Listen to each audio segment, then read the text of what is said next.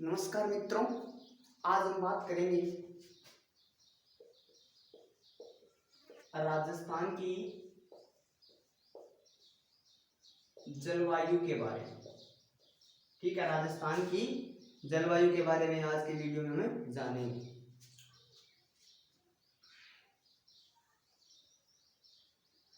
जलवायु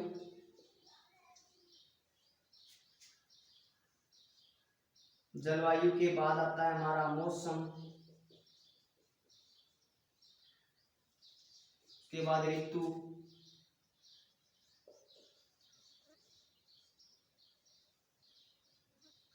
पवन। ठीक है, ये चार वायुमंडल के प्रमुख घटक है जो परिवर्तन होते रहते हैं। ये किसके है? वायुमंडल के। तो देखो, किसी भी स्थान की दीर्घकालीन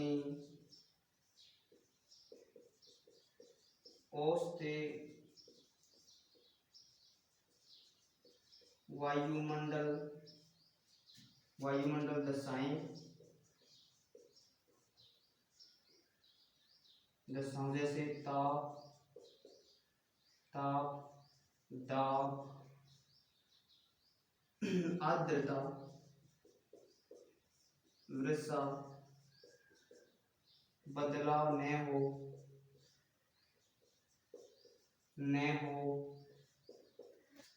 उसे उस स्थान की जलवायु कहते हैं।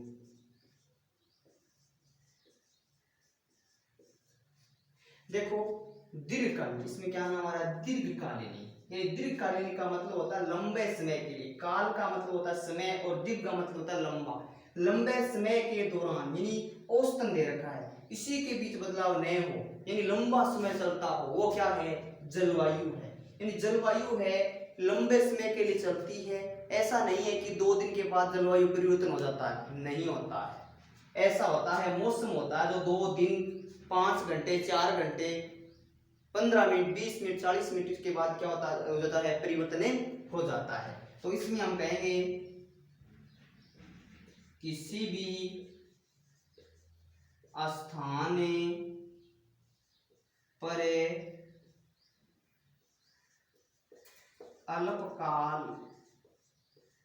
अल्पकालीन समय के दौरान परिवर्तन होना क्या कहलाता है? मौसम कहलाता है। मौसम कहलाता है। जैसे आप सुबह उठते आपने मौसम देखा, कैसा था मौसम? जैसे बादल छाए हुए हैं, उसके बाद 2 घंटे के बाद आप मौसम देखोगे, आकाश में देखोगे तो मौसम क्या होगा? स्वच्छ होगा। तो आप ऐसे ही तो कहोगे कि मौसम तो क्या है? सुहाना है, स्वच्छ है। ठीक है, तो वही क्या है? अल्प समय। यानी इसमें क्या है? अल्पकालीन दे रखा। अल्पकालीन का मतलब होता है थोड़ा समय, यानी कुछ समय के बाद मौसम में क्या आता है? परिवर्तन आता है। और इसमें दे रखा है दीर्घकालीन, यानी लंबे समय के बाद क्या आता है? इसमें परिवर्तन आ जाता है।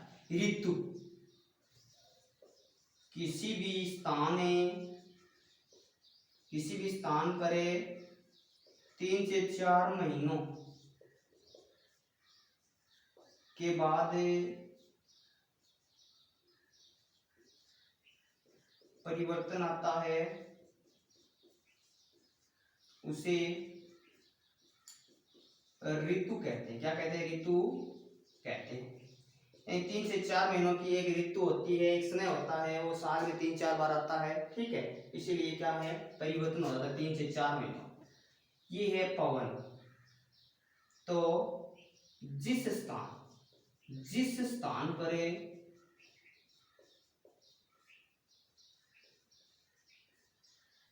स्थान पर तापमान, टेम्परेचर हाई यानी अधिक होगा, उस स्थान पर वायु दाब कम होगा। ये हमेशा उल्टा होता है। क्या होता है? उल्टा होता है। जैसे तापमान अधिक है, तापमान अधिक है तो वायु दाब क्या होगा? कम होगा। अगर वायु दाब उस स्थान पर अधिक है तो टेम्परेचर यानी तापमान क्या होगा? कम होगा। ठीक है, तो देखो पवन, पवन हमेशा वायु यानी उच्च दाब, उच्च दाब से निम्न वायु दाब, दाब की ओर चलती है। पवन हमेशा क्या है? वायु हमेशा उच्च दाब से निम्न दाब की ओर चलती है। ठीक है,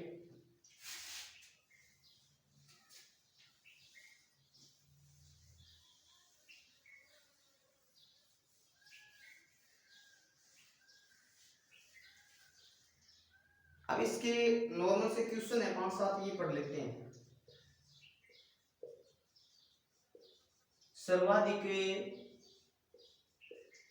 वर्षा वाला जिला। नंबर 2, सर्वाधिक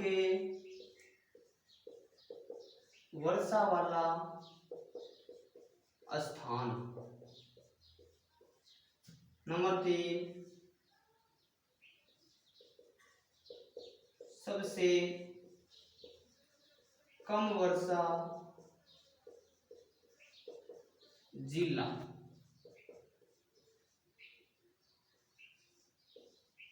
सबसे कम वर्षा स्थान।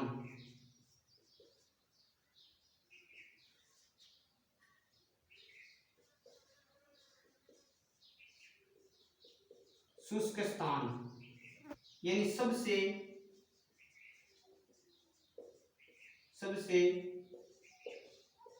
शुष्क स्थान। किसके बारे में बात हो रही है? राजस्थान के बारे में बात हो रही है, तो राजस्थान का बताएंगे। सबसे आर्द्र स्थान,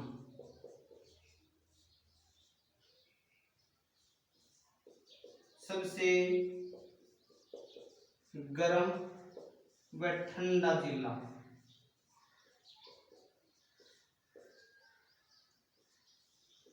सबसे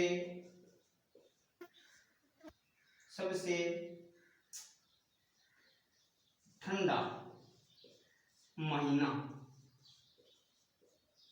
ठीक है, सबसे गर्म महीना।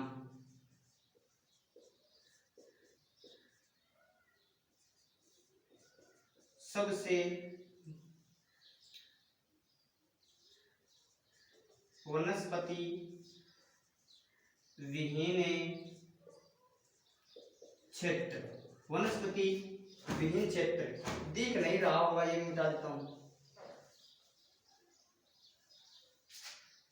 यहां पर मान लेता हूं। ठीक है, वनस्पति विहीन क्षेत्र। उसके बाद अगला सबसे आर्द्र महीना। अब देखो इतना क्वेश्चन हम जानेंगे। ठीक है, ये देखो पहला क्वेश्चन है सर्वाधिक वर्षा वाला जिला। सर्वाधिक वर्षा वाला जिला कौन सा है? झालावाड़। ठीक, अगला क्वेश्चन है सर्वाधिक वर्षा वाला स्थान पूछा इसने, तो स्थान है माउंट आबू सिरोही में। ठीक है, उसके बाद सबसे कम वर्षा वाला जिला जैसलमेर। जैसलमेर है वो सबसे कम वर्षा वाला जिला है। उसके बाद अगला क्वेश्चन है सबसे कम वर्षा वाला स्थान, तो सबसे कम वर्षा वाला स्थान होगा फलोदी जोधपुर। फलोदी, जोधपुर में जो फलोदी है वो सबसे कम वर्षा वाला स्थान है।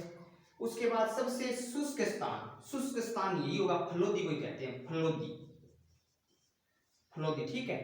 उसके बाद अगला क्वेश्चन है सबसे आर्द्र स्थान, यही माउंट है, माउंट आबू क्या है, सबसे आर्द्र स्थान है, ठीक है। उसके बाद अगला क्वेश्चन है सबसे गर्म व ठंडा जिला, चूरू है वो सबसे गर्म गर्मियों में रहता है, सर्दियों में सबसे सर्द यानी सबसे ठंडा रहता है। कौन सा जिला? चूरू जिला। सबसे ठंडा महीना होता है जनवरी का, ठीक है। उसके बाद सबसे गर्म महीना की बात हो रही है तो ये जून, छठा महीना सबसे गर्म महीना होता है। अगला है वनस्पति विहीन क्षेत्र, जिस स्थान पर हरियाली या वनस्पति नहीं है, विहीन मतलब नहीं है, वह स्थान है सम, जैसलमेर में, सम जैसलमेर। उसके बाद आएगा सबसे आर्द्र महीना, यानी सबसे आर्द्र महीना कौन सा है? अगस्त, अगस्त का महीना वो सबसे आर्द्र है। दोस्तों अगर मेरा वीडियो आपको पसंद आता है तो सब्सक्राइब करना, लाइक करना और शेयर करना ना भूलें। धन्यवाद।